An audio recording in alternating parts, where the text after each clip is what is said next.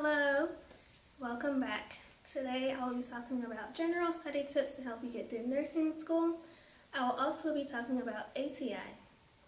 So you guys know I'm in an accelerated program and I actually really like it because there's lots of repetition and the information is constantly coming at you. So you basically have no time to slack off, which is exactly what I need. Because if I was in a traditional program, I know that I would be slacking off and just chilling in bed, watching movies and all that stuff, but I have to stay on top of my work since I am in a program that moves so quickly. So first thing, in order to do well and study, you need to be organized, okay? So I really recommend you guys get a planner. I honestly would not make it through nursing school without this planner. This helps me stay organized and know when everything is due.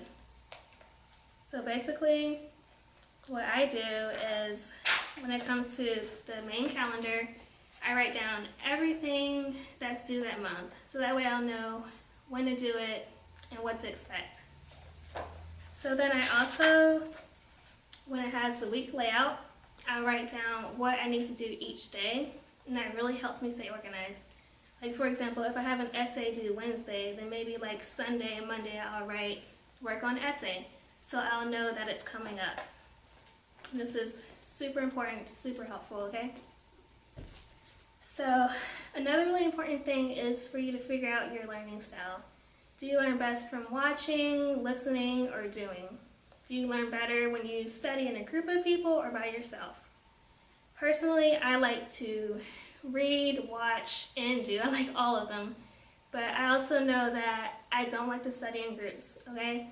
I get very distracted and I just can't focus, in groups. Sometimes you have people blurting out incorrect answers and that really just throws me off, okay? So I like to study by myself. I don't want anyone bothering me, making noises, none of that. So it's very rare that I do study in a group. Another thing is you don't want to start studying like the day before. You really need to give yourself some time. So maybe I start studying at least 3 days before the exam, so that way you can break things down. So for an example, I have an exam Wednesday, so maybe like Sunday I'll do, just the renal content, and then Monday I can do the prostate content, so that way I'm keeping the topics separate, and then the day before the exam I can just do a review of everything, right? And before your exams, you want to make sure you utilize all of your resources. So you want to study the PowerPoints that you go over in lecture, you want to go over all of your notes, you want to read the book. And with that being said, I know that teachers do sometimes assign way too much reading. You're going to be overwhelmed by how much reading you have to do in nursing school. So just keep in mind that you don't have to read every single word of every single page. Okay, there's no way you'll be able to get through 300 pages in a week or two. It's just not going to happen. So you need to make sure you know the objectives and the main points. That's what you need to focus on. Another thing, make sure that you take breaks in between studying. It's okay to basically study all day, but maybe take a break every 2 hours. Go take a nap, watch a 30-minute TV show or something like that. Okay, naps are also going to help you get through nursing school. I would not have made it without my naps. I love to sleep, and you're going to be sleep deprived in nursing school. So make sure you take your naps whenever you can. Another important thing is to make sure you learn your abbreviations. This is very important for nursing school. You need to know what HS is and TID, BID, AC, all this stuff. They're going to be new to you. Make sure you learn it so you can get through clinical and your exams. And my school actually does not use tests on paper. All of our tests are on our computer, so we have to download our exam within 24 hours of our exam. So the thing is, first semester we would have backward navigation, meaning once we submitted our answer to question number 1, we can move back to question number 2. This is just to help us get used to nursing school's first semester. Second semester, they took away backward navigation. So once you submitted your answer, you cannot go back to that question. You're moving forward and only forward. And the reason they do this is to prepare you for the NCLEX, because they say once you submit your answer in the NCLEX, that's that. And this also teaches you to manage your time wisely so that you're not spending so much time on one question and then you run out of time towards the end of the exam and you're just clicking random answers, right? So also you have to remember that oftentimes the first answer you choose is the correct answer. I cannot tell you how many times I've reviewed an exam and I was really mad at myself for changing my answer. So make sure you go with your gut feeling and don't change your answer unless you are certain that your first answer was incorrect. Okay, now moving on to ATI. So if you don't know, ATI is basically just something to help you prepare for the NCLEX. So that's what my school uses. Not all schools are going to use that. I think other schools may use like Kaplan and Hesse, but ATI is our go-to. So you have a different ATI book for basically each semester. Sometimes you'll do 2 or 3 books within one semester. So first day of orientation, I believe they gave us a box full of books, okay? So you have not 1, not 2, not 3, not 4, not 5, not 6, not 7, not 8, but 9 ATI books, okay? There's a different one for each class, basically, in each exam. So you'll have like your maternal newborn, peds, psych,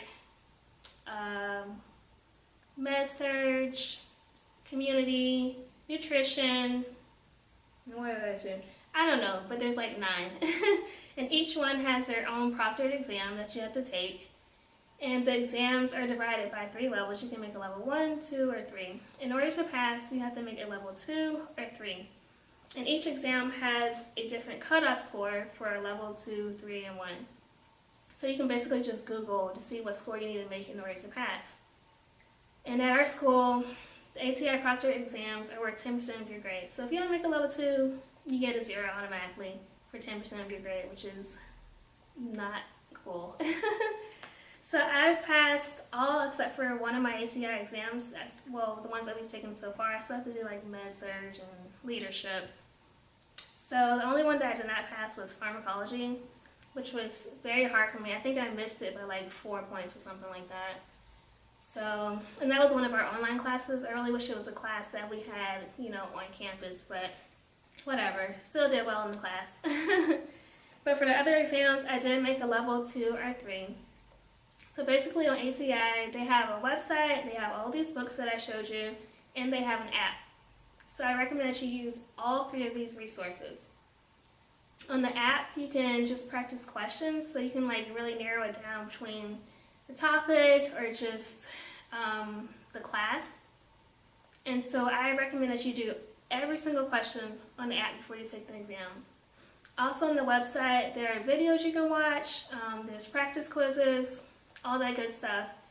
And usually each topic or each book will have about 6 practice exams on the website. You need to do every single one. You'll find that some of the questions are repeated on the different quizzes, but it's really helpful. That repetition is really going to help you get it down. And I noticed a lot of questions between the app and the website, but it's worth it. Like the more questions you practice, the better you'll do, for sure. And also for the books, I really like the books. All of the chapters are pretty short, usually like 2 or 3 pages. And every once in a while you'll come across a chapter that's maybe like 10 to 12 pages. But it's so helpful. It's like straight to the point and it's everything you need to know. So with each class we usually have like a required textbook too, in addition to ATI. And our teachers tell us that the ATI is the supplemental book and we should really focus on the required text. But I do it the opposite way. I go to my ATI book first because it's so short and straight to the point. And then if I'm still confused, then maybe I'll go to the required textbooks. So just make sure you utilize all of your resources. Do as many questions as you can. Study, study, study. Lots of repetition. Don't wait till the last minute. Another thing about these books is that at the end of each chapter they have practice questions too. Do all of those practice questions. But the thing with these practice questions, they do have the rationale. Also on the website and the app, they'll have a rationale just to explain everything to you so you have a better understanding. So nursing school can be difficult and you may feel overwhelmed by how much material you have to go over, But I'm telling you, if you study and give yourself enough time, you'll be fine.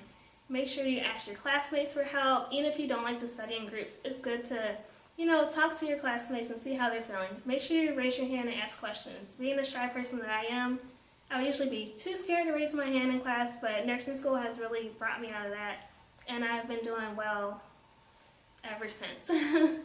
So remember to ask questions, study hard, and you'll be just fine.